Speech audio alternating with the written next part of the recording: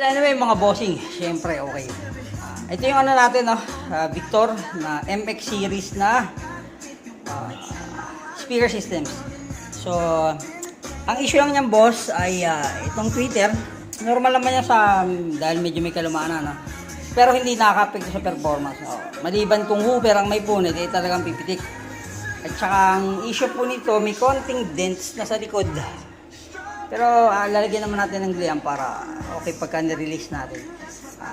Soundcheck lang natin mga bossing para marinig nyo.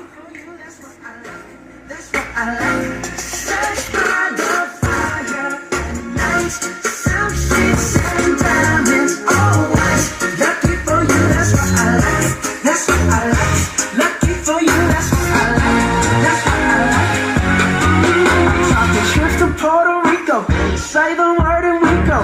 You can be my flica, girl, I'll be a flica, mamacita. I would never make a promise that I can't keep. I promise that your smile ain't gonna never leave. Shopping sprees in Paris, everything 24 carats. Kaya dyan makikita nyo may UP yung cap. Alam nyo naman po, minsan na ibiyahe or ano, yun ang nangyayari. Anyway, check nyo na lang po yung price nito sa marketplace or sa page po natin mamaya. Ipopost ko po lahat ng mga i-release na speakers. Mga bossing, ito yung naka dual Canon DAC system. Yung may pink na yan, talagang stock yan, hindi natin yan nilagay.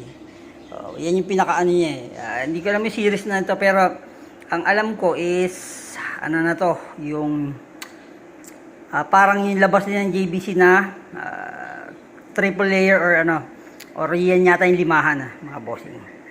Anyway, ito po ang ating Victor speaker systems mga bossing. 5 inches yung ano yan, yung woofer. And then 3-way system siya. Max is, I don't know kung 50 or 60 watts. On 6 ohms siya mga bossing niya.